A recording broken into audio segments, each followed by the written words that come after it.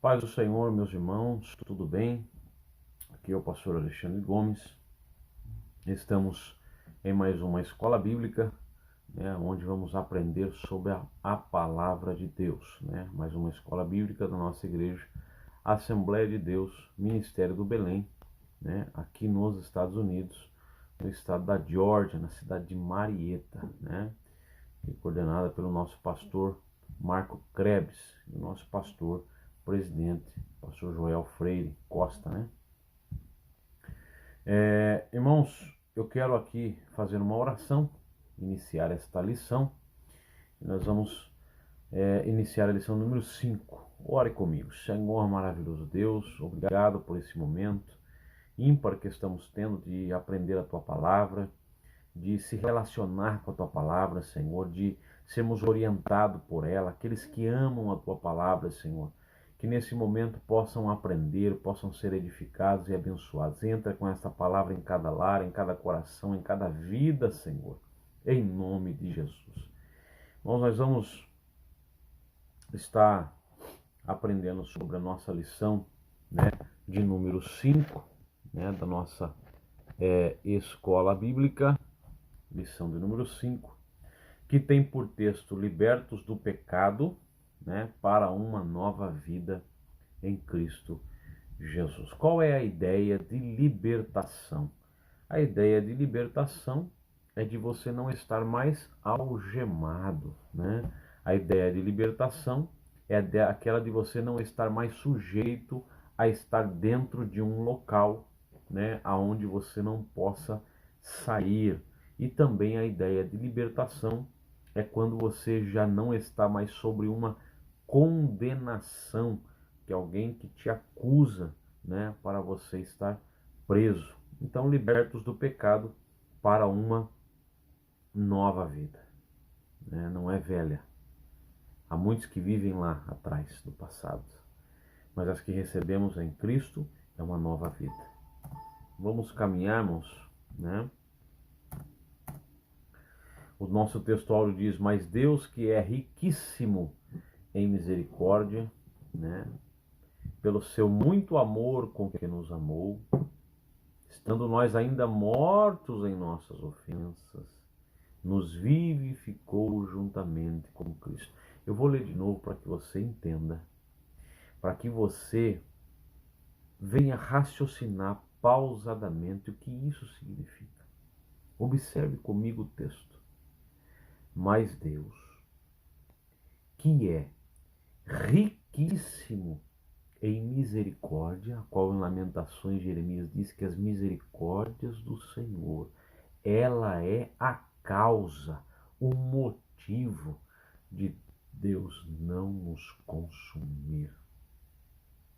Então, Deus, que é riquíssimo em misericórdia, pelo seu muito amor com que nos amou. Eu abro uma vírgula de mim mesmo aqui só para poder parafrasear. Mas pelo muito amor com que nos amou primeiro. Estando nós ainda mortos em nossas ofensas, nos vivificou juntamente com Cristo. Esse texto é fantástico, irmãos.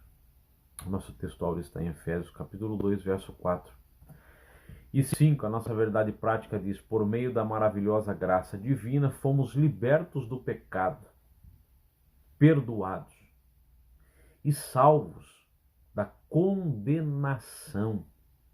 Tem gente que não fica feliz por isso, irmãos. Infelizmente. Tem gente que não fica feliz por Deus ter dado a salvação e ele estar livre da condenação eterna. Para ele é muito pouco. Para ele é algo irrisório, como se fosse uma obrigação de Deus fazer isto.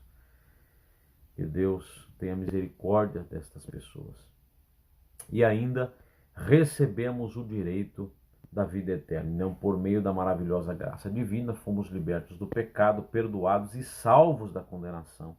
E ainda recebemos o direito da vida eterna. Deus nos perdoou, nos deu a salvação, livre da condenação eterna, e ainda nos deu a vida eterna que teremos com Deus. A leitura bíblica em classe em Efésios 2, 1 ao 10 diz: E vos vivificou, estando vós mortos em vossas ofensas e pecados, em que no outro tempo andasse segundo o curso deste mundo, segundo o príncipe das potestades do ar, do espírito, que agora opera nos filhos da desobediência. Então veja você que existe um espírito que opera, né, nos filhos da desobediência.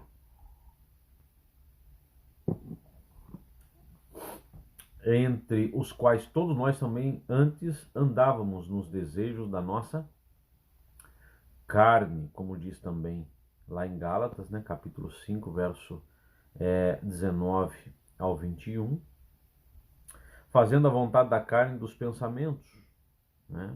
E éramos por natureza filhos da ira, como os outros também. Mas Deus, que é riquíssimo em misericórdia, pelo seu muito amor com que nos amou, estando nós ainda mortos em nossas ofensas, nos vivificou juntamente com Cristo, pela graça sois salvos. E nos ressuscitou juntamente com ele, nos fez assentar nos lugares celestiais em Cristo Jesus, para nos mostrar nos séculos vindouros as abundantes riquezas da sua graça pela sua benignidade, né? Pela sua bondade em excelso para conosco em Cristo Jesus. Porque pela graça sois salvos, né? Por meio da fé. E isso não vem de vós, é dom de Deus, é presente de Deus. Não vem das obras para que ninguém se glorie. Não é por você fazer que você vai ser salvo, né? Porque somos feitura sua, criados em Cristo Jesus, para as obras, para as boas obras, as quais Deus preparou para que andássemos nela. O objetivo geral desta lição é revelar que a graça salvadora de Cristo nos garante a vida eterna. E os objetivos específicos é refletir sobre nossa natureza pecaminosa, explicar que somos vivificados pela graça de Deus e informar que a nossa salvação vem de Deus e não das obras. Nossa introdução. Irmãos, essa aula está recheada de coisa boa. Espero que você venha desfrutar desta aula e venha aprender esta aula, né? Um grande pregador reformista, Paul Washer, ele diz que antes que nós venhamos conhecer quem Jesus é, precisamos primeiro saber quem somos nós. Vou repetir. Ele diz que antes que conheçamos quem Jesus é, precisamos primeiro conhecer, né, ou saber quem somos nós. Então, a presente sessão da Epístola aos Efésios apresenta relevantes aspectos doutrinários da salvação. Nela, o apóstolo descreve a libertação dos pecados como um favor imerecido dado por Deus e aos salvos. Por isso que nós não temos direito de olhar para as pessoas e julgá-las, ou dizer, não, esta não tem mais jeito, esta não dá mais para fazer nada, esta já não. Ou esta aqui, ela vai para o inferno mesmo, porque ela escolheu esse caminho. Não temos o direito de julgar, né? Segundo as Escrituras, os atos dela podem estar levando ela ao inferno ou ao fracasso, mas a nossa obrigação é orar por eles e por elas, né?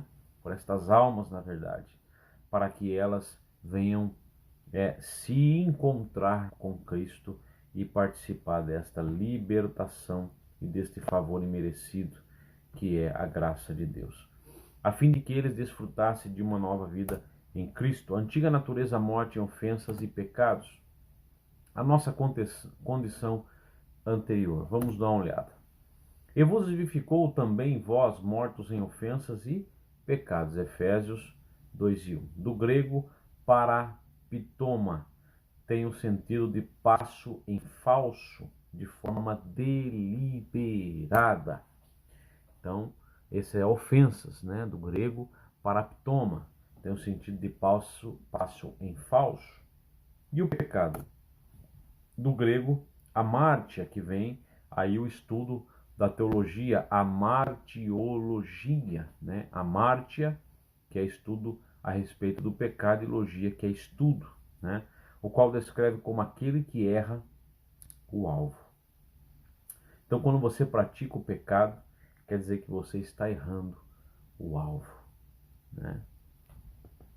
Então, tome cuidado. Tome cuidado, porque se você errar o alvo, você está indo para o lugar errado. E estar indo para o lugar errado, quando chegar lá, não tem mais retorno, né? Vamos lá. Em vista disso, o homem em sua natureza decaída é diagnosticado como morto, mortos em deleitos e pecado, ou seja, uma pessoa que está morta, uma pessoa que está, né, sem vida, né? É uma declaração da real condição das pessoas sem Deus, né? Vamos lá. O conceito é de morte moral e espiritual provocada pelo pecado, que inevitavelmente separa o homem de Deus. Mas as vossas iniquidades fazem separação entre vós e o vosso Deus, e os vossos pecados encobrem o seu rosto de vós, para que não vos ouça. Está lá em Isaías capítulo 59 e verso 2, quando diz, né, os meus ouvidos não estão agravados para que não possa ouvir, e nem as minhas mãos encolhidas para que não possa salvar, né? Mas ele diz que as vossas iniquidades fazem separação de vós e o vosso Deus. Então, o que nos separa de Deus são os nossos pecados, os nossos delitos, né? Manifestados, né? Tal qual um corpo inerte, a natureza pecaminosa impede o homem de ouvir e obedecer à voz de Deus. Mas a que vive em deleites vivendo está morta, né? Então, o nosso corpo inerte, a natureza pecaminosa, impede o homem de ouvir e obedecer à voz de Deus. As nossas ofensas e pecados. Vamos lá. A má conduta em que noutro tempo andastes é descrita por Paulo por meio da metáfora do ato de andar, né? Refere-se às atitudes erradas adotadas na vida passada do salvo antes da regeneração. É a má conduta, as más ações, né? As más atitudes, os maus atos, né? Antes de Cristo. Andasse segundo o curso deste mundo, segundo o que o mundo nos ensina, segundo o que o mundo nos oferece, os deleites da vida que ele nos oferece. Os costumes eram praticados conforme o sistema mundano da época, tais como, vamos lá, imoralidade, característica de imoral que não respeita a moral vigente, ausência de moralidade, despudor ou indecência, né? Isso está no dicionário, imoralidade. Essas eram as práticas, né, do sistema mundano da época e também dos nossos dias atuais.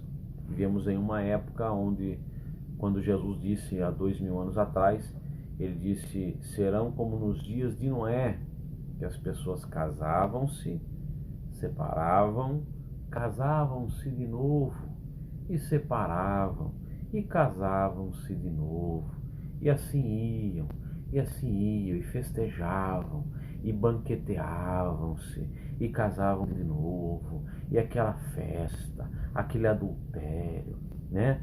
Aquela coisinha de sempre, aquele troca de parceiro daqui e dali como se fosse, né, um sapato que você não usa mais, ou um vestido que você joga fora, enfim, ou dá para outra pessoa usar, né? O casamento como algo banal, né? Ou então o pudor, né? O brilho na cara, como diz, né? Sendo jogado fora, né? Andando de maneira dispersa, de maneira despida, a mulher, o homem, enfim, todo tipo de imoralidade. O furto, né? Que eram os costumes praticados conforme o sistema mundano da época, né? andávamos nesse curso, que era o furto, a mentira, né?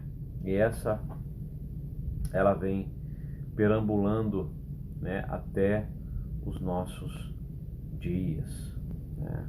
A mentira. Vamos lá. Uma constatação de que o salvo não deve, primeiro, tomar a forma do mundo. Observe bem que você, como salvo, não pode tomar a forma do mundo. Se o mundo mente, você não mente. Se o mundo rouba, você não rouba. Se o mundo troca de parceiro, você não troca. Se o mundo bebe, você não bebe. Se o mundo fuma, você não fuma. Se o mundo sai quase nu para a rua, você não sai. Se o mundo prega a ideologia de gênero, você não prega. Se o mundo prega a favor ao homossexualismo, você não prega a favor, você prega contra. Se o mundo prega a favor do aborto, você prega contra o aborto. Se o mundo mente, você não mente. Enfim, você tem que andar ao contrário do mundo e não no curso do mundo, e levando conforme o mundo. E nós vemos muitas igrejas, muitos cristãos se adaptando, né, às coisas do mundo, e às vezes usando até a Bíblia para poder defender esses tipos de ato, né? Mas vamos lá, tomar a forma do mundo, né? Nós devemos ter o que o salvo, uma constatação de que o salvo não deve tomar a forma do mundo, relativizar o pecado, né? E muito menos ajustar-se à maneira de viver de seu tempo. E não sede conformados com este mundo. Ou seja, se você se conformar, você está correndo risco de vida espiritual com Deus, né? Mas sede transformados pela renovação do vosso entendimento. E quem é que dá entendimento para o homem? O Espírito Santo. Então o que você tem que fazer? Santificar a sua vida, porque você já é um eleito em Cristo Jesus, tendo em vós o Espírito de Deus para transformar o seu entendimento de uma maneira racional, aonde você venha fugir do curso deste mundo, do pecado, e viver uma vida com Cristo, né? Caminhando para o alvo, para que experimenteis qual seja a boa, agradável e perfeita vontade de mim mesmo. Está escrito isso no texto? Não. Romanos 2,12. Para qual seja boa, agradável e perfeita, não imperfeita, perfeita vontade de Deus. Será que você está pensando na vontade de Deus? Será que você está pensando qual é a boa, né, agradável, realmente e perfeita vontade de Deus? Isso é uma pergunta que só você pode responder dentro de você, mais ninguém. Andasse segundo o príncipe da potestade do ar. Uma alusão a Satanás, que exerce autoridade sobre os poderes do mal. Agora é o juízo deste mundo, agora será expulso o príncipe deste mundo. João 12:31. Indica que os agentes malignos têm a capacidade de influenciar os homens desobedientes e incrédulos, né? Nos quais o Deus deste século cegou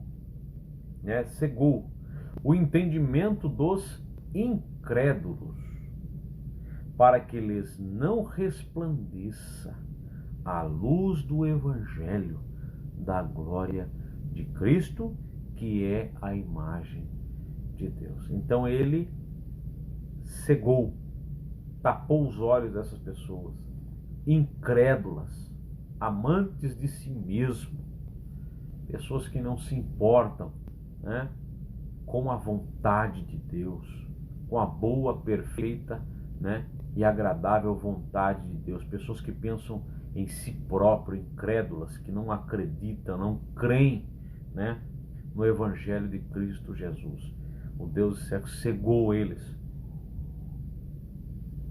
E não Deus cegou eles, como diz alguns, né, alguns da teoria, até mesmo da predestinação, que Deus cega uns e abre visão aos outros. Não, não é dessa forma. A salvação, ela é individual, particular e para todos os que querem. Agora, uma chamada específica para um ministério já é diferente de salvação. Mas mediante na carta, Paulo alerta que a nossa luta é contra tais seres do mal, porque não temos que lutar contra carne e sangue, mas sim contra os principados, contra as potestades, contra os príncipes das trevas deste século, contra as hostes espirituais da maldade nos lugares celestiais. Então, nós temos em Efésios, lá, né, 6, capítulo 6 e verso do 10 ao 20, mas o 12, o 13, o 14, que vai dizendo, né, que a palavra de Deus é a espada, a justiça é a couraça, a salvação é o capacete, a fé é o escudo, o cinturão é a verdade e o evangelho da paz né, o aparato dos pés, ok? Contudo, não é necessário temer, pois Deus exaltou Cristo acima de todos eles. Não precisa ter medo, seja prudente, mas não tenha medo do mal, né? O mal não pode lhe tocar. A Bíblia fala que aquele que é de Deus, o maligno não lhe toca. Então não precisa ter medo, precisa ser prudente. Acima de todo principado e poder e potestade e domínio, e de todo nome que se nomeia, não só neste século, mas também no vindouro. E nome maravilhoso, nome extraordinário, nome poderoso, nome que aonde você chega diz Jesus Cristo, né? Ou Jesus Christ, né? Ou espanhol Jesucristo, né? Enfim, em qualquer língua que você fale, em qualquer idioma que você fale, em qualquer lugar do mundo que você estiver, se estiver uma enfermidade, em nome de Jesus ela tem que sair. Se estiver um endemoniado, em nome de Jesus ele tem que sair, porque o nome de Jesus em qualquer idioma e em qualquer parte do mundo deve ser respeitado no mundo espiritual, né? Andávamos fazendo a vontade da carne e dos pensamentos. Refere-se à inclinação para fazer o mal, algo inerente à natureza humana. Estão incluídos aqui os pensamentos pervertidos, né?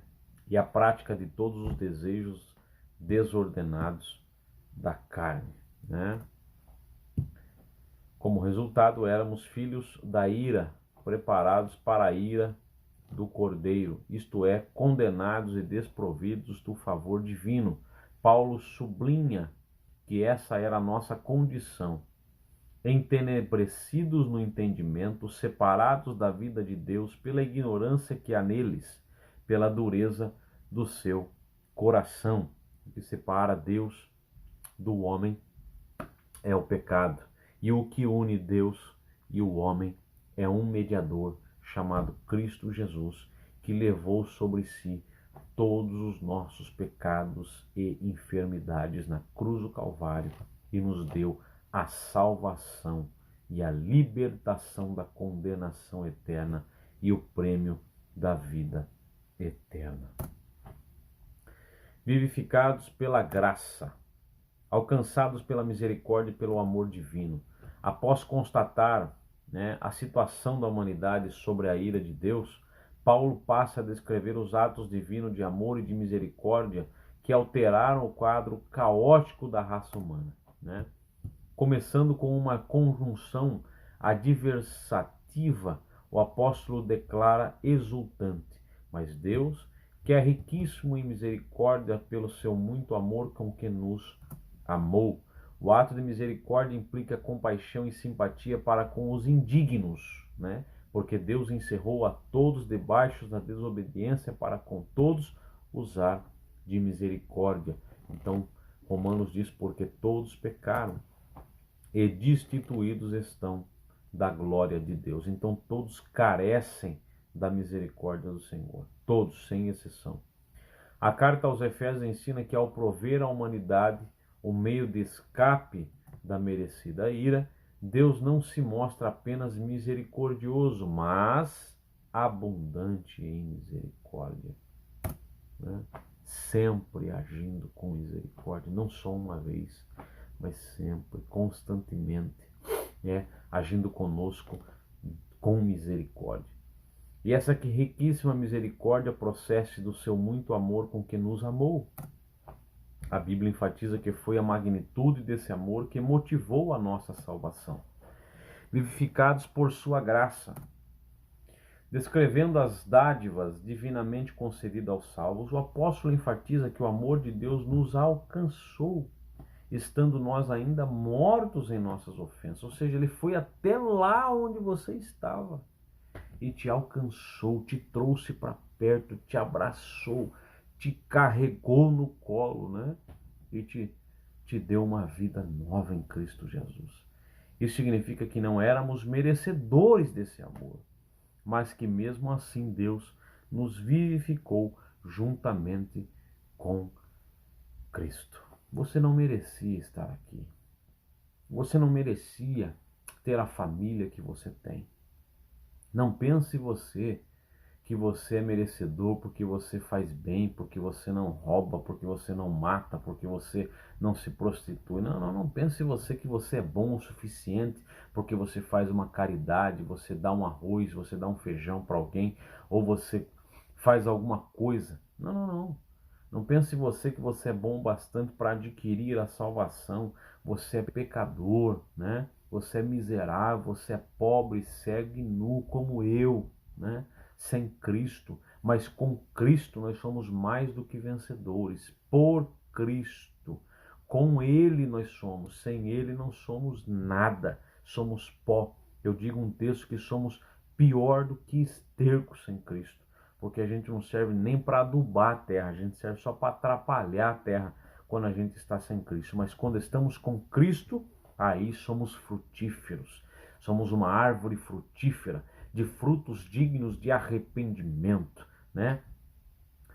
Aleluia, glória a Deus. Isso então significa que não éramos merecedores desse amor, mas que mesmo assim Deus ficou juntamente com Cristo. Essa frase quer dizer que nascemos de novo. Jesus respondeu e disse: na verdade te digo que aquele que não nascer de novo não pode ver o reino de Deus. Observe bem que aquele que não nascer de novo não pode ver o reino de Deus. Então não adianta estar na igreja se não nasceu de novo. Você não verá o reino de Deus. Não adianta estar simplesmente assistindo um culto. Se você não nasceu de novo, você não verá o reino de Deus. Não adianta você somente ser um telespectador de culto, de igreja, viver na religiosidade, cumprindo, na verdade, o seu papel. Isso não, né? Se você não nascer de novo, então você não pode ver o reino de Deus. Não é eu que estou dizendo, é a Bíblia que está dizendo em João 3:3, né? Então você deve nascer de novo. Não estamos mais mortos, pois Cristo nos deu vida outra vez. Então agora nós somos vivos, estamos vivos. Fomos vivificados sem mérito algum, tudo foi efetivado por meio da sua graça e o favor imerecido. Exaltado por sua graça, o apóstolo dos gentios ainda destaca que o poder de Deus nos ressuscitou juntamente com ele e nos fez assentar nos lugares celestiais em Cristo. Indica que Deus concede ao homem os mesmos benefícios alcançados por Cristo Jesus: a ressurreição dos mortos, a vida eterna e o galardão nos céus. As três coisas que estão, né, e fazem parte dessas promessas de Deus, dessa herança maravilhosa: a ressurreição dos mortos, a vida eterna e o galardão nos céus. Assim, ao conceder tais bênçãos aos homens, Deus mostrou as abundantes riquezas da sua graça. Desse modo, ratificamos que a salvação e seus privilégios são conferidos pela imensurável graça de Deus, o favor divino e merecido. Graça. A salvação não vem, das obras. Graça como meio de salvação. A salvação inclui a libertação da morte, a libertação da escravidão do pecado, e a libertação da ira vindoura, Ao mesmo tempo, permite ao salvo desfrutar de todas as bênçãos espirituais escritas em Efésios 2, 1 ao 7. Então, uma vez que a salvação inclui a libertação da morte, da escravidão do pecado e da ira vindoura, agora ela também traz para nós todas as bênçãos espirituais em Cristo Jesus. Todas aquelas que incluem aquele pacote completo, também nos traz. Portanto, a salvação é o livramento do poder da maldição do pecado e da morte.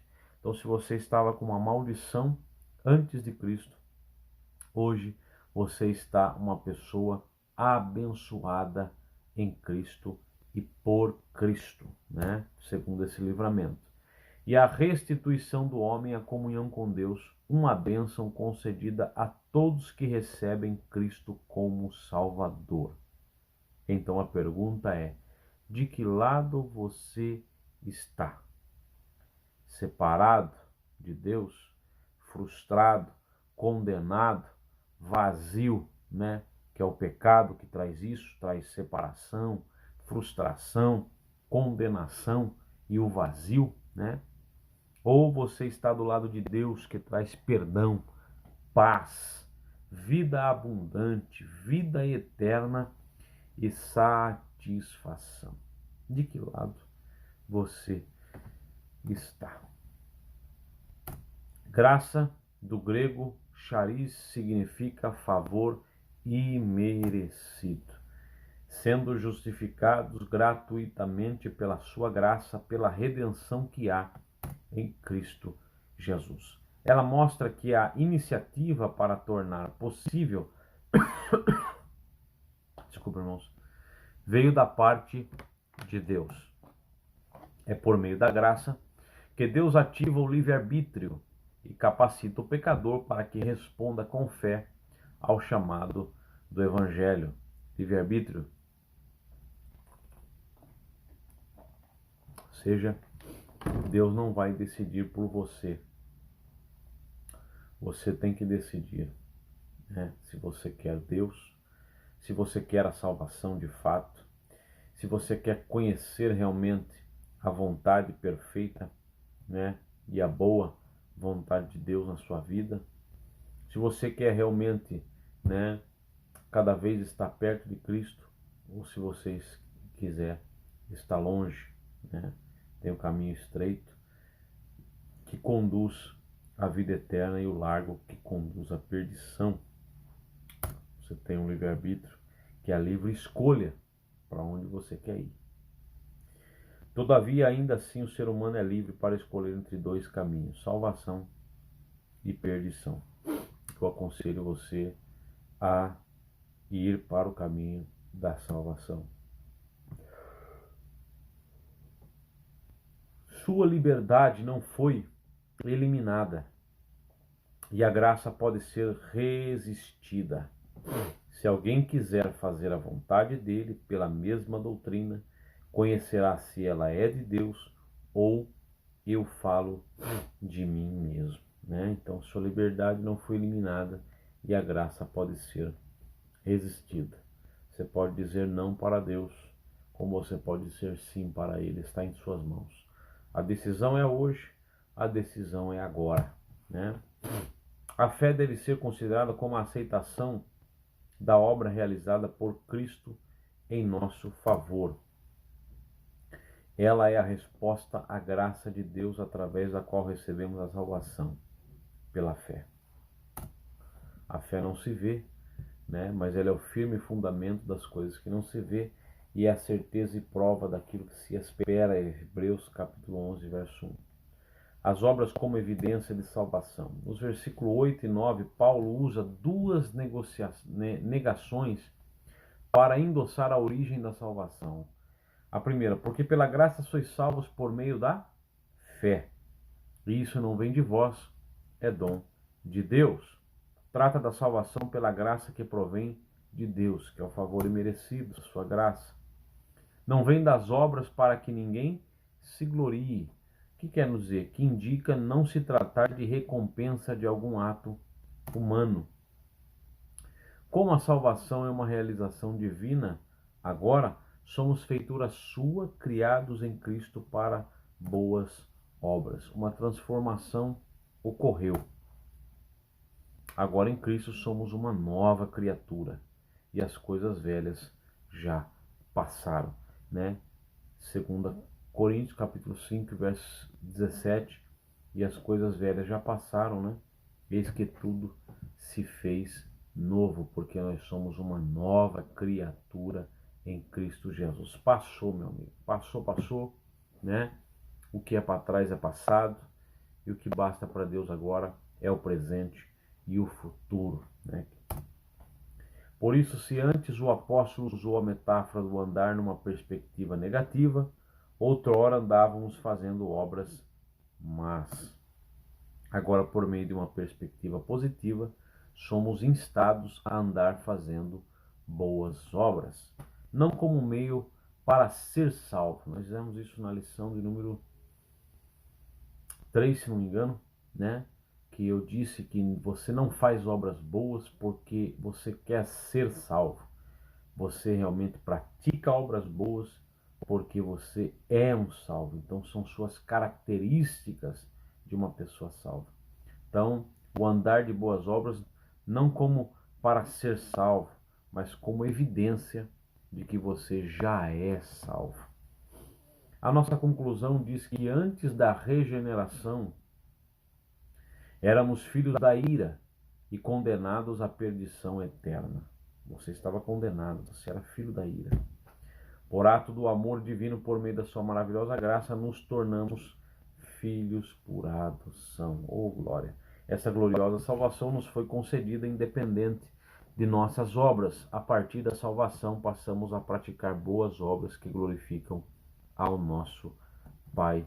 E nós finalizamos mais uma escola bíblica, né?